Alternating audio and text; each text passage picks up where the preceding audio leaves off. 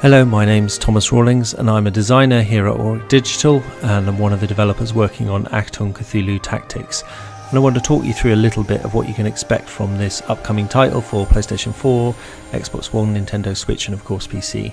The game itself is set in the Second World War, and if any of you know a little bit about Second World War history, you might know that the Nazis themselves were actually quite obsessed with the occult. They sent missions all around the world trying to find out if there was any truth to the various rumours of maybe a hollow earth or a lost species or some secret books or codex hidden somewhere. And this game has the idea, well, what if they found something? What if there was something out there in the darkness waiting, and when the Nazis called, it responded? So what we're going to do is jump into the first mission of the game, which normally is the tutorial mission, but I'll just switch that off because you've got me to talk you through it, and then I can show you some of the core aspects of the game. So let's get stuck in. Your orders are to make your way behind enemy lines, then proceed through the forest to the appointed rendezvous point, where you will meet Capitan Harris, Sergente Carter, and any other survivors from Operation Fallen Angels. So the game itself is a turn-based strategy game. If you played a game like XCOM, then you'll be broadly familiar with what's going on. If you haven't, then each individual member of your team, when you're in combat, you move them. Key things are the weapons you use, what abilities that you've got, and also then the cover that you use and how you work together as a team. But in addition to that, we've got a bunch of interesting stuff of our own that we layer on top of that. We've got a system called Momentum. And that's really the common pool of grit, if you like, that your characters draw from together. In addition to that, we've also got what you can see around here, a thing we call the Shroud. And this is the effect of the various weird experiments the Nazis are going on. It draws in around the world and it's blanketing things and stopping the Allies from finding out what's going on. So they send a special team in. Those team have wards about their persons which push the Shroud away from wherever they go. That also gives us a really interesting set of tactical options, which I'll talk you through as we go into combat. So initially you can see here I'm moving my two units together. That's a mode we call Explore mode. Makes it easy to get around and find out what's going on. But the minute you hit the enemy, we move into combat mode. So you see here the enemy we've encountered and they move up. Now you'll notice first off that you can't actually tell you've got question marks above these enemies' stats, and that's pretty key because they're within the Shroud. We don't really know what they are. You know there's something there, but you don't know their strength until really you can get in close and find out what's going on. So first off I'm going to select Ariane, I'm going to move her up. You see the shield icons there indicate where there's cover, so I really don't want to leave her exposed without cover. That's quite a crucial part of the game. The other thing is, when you move your characters in our game, you select their facing, as you can see here. And that's really important because where they're facing that removes the Shroud and makes those enemy units within that cone of awareness that makes them much more vulnerable. So as you can see, I moved her up, I've highlighted that unit there, and now I'm going to use my Luger. And you can see that I've got a much higher hit rate against that closer unit to me, in part because it's closer, but in part because it's no longer within the Shroud. So I fire off a couple of shots and miss, unfortunately. But that's not the only thing I've got. I can bring up the ever reliable Caporale Singh. He's carrying a shotgun, so he's bringing a bit more firepower to the party. What I'm actually going to do is bring him up first, and you can see I've highlighted those other units. Once they're outside the Shroud, suddenly I can see how much health they've got. I can see a few more things about them, and that's really important for me to decide what tactics to use against them. So what I'm actually going to try doing here is I'm going to show you Overwatch. So you'll notice the Overwatch, that's costing me 2 of my momentum points flashing in the top left of the screen there. And again, when I go into Overwatch, I select an angle that I want to work from there. So let's keep a close eye on those units there.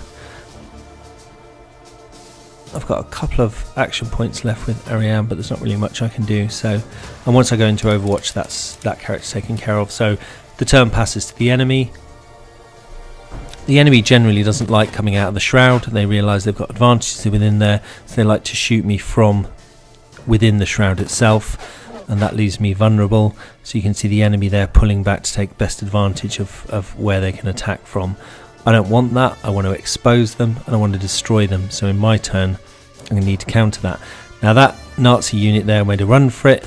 He went straight into the Overwatch that I'd set on Caporale Singh. Singh opens fire. You can see that lovely slow-mo shot. And that's one Nazi down. Right, so what I'm going to do now is move Ariane up. See where's a good place to put her. So again, by highlighting that unit there, I bring it back out the shroud. But they've put some overwatch in, so as she makes a run for cover, unfortunately the Nazis are taking shots as well. And because they're in the shroud, I don't know that they've done that. So I'm kind of going slightly blind there, which is why one of the big advantages to use the wards within your characters to remove the shroud as far as possible. So take a couple of shots there. I think I'm going to move, yeah, let's move Corporal Singh up and back her up and bring his firepower into play. You notice there I've got a pretty good chance of, yeah, and there we go. So 2 Nazis down, 2-0. Okay, so what I want to do here is again continue to move forward, but I've run out of action points, so we move to the enemy turn. Their units again, they're pulling back and shooting at me from the shroud, taking advantage of their own best position to be fighting from. But fortunately I'm in cover, and none of them really get anywhere near doing anything to me. So comes back to my turn now. You notice the momentum comes back. The momentum you get is from the highest leadership of the squad you've got there, and then as you inflict more damage throughout a turn, you get momentum awarded to you. So it's actually a great feed forward loop, so the better you're doing, the better you can do. So Ariane makes a run for it up to the front, although unfortunately they take shots at her, but fortunately they're not very good either. So you see there I've got an 80% chance of hitting now because I've moved them out of the shroud, and I take full advantage of that higher attack percentage. And you'll notice my momentum in the top left has gone up 1 as well because I've just been successful in an attack. So I've now got 3 points of momentum I can play with. So what I'm going to do is move Corporal Singh up. So this unit here is now fully revealed from the shroud, and I've got a couple of options. So they don't have the action points to take a shot with him. I'm going to fire the secondary weapon. I should point out that obviously what you're looking at is work in progress. We're still beavering away on the game, so there's obviously little bits here and there that we're still working away on and need to fix. So I had 3 momentum points left, and that gave me 3 chances to fire the secondary weapon. Not enough, unfortunately, to kill that enemy unit, but certainly gave him something to think about as he legs it away from me.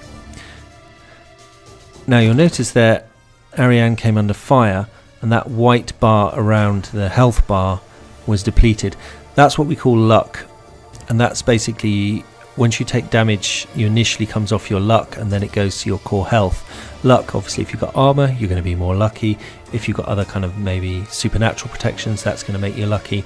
And so that's our kind of amalgamated thing. But once you take damage, your core damage, that stays with you. So I moved Singh up into, unfortunately, some Overwatch, but fortunately, again, he breezed through that quite well.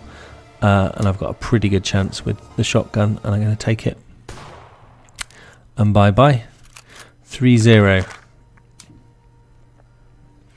So all the enemy units are dead. I immediately move into explore mode, and I head off wandering around to check out what else is going on.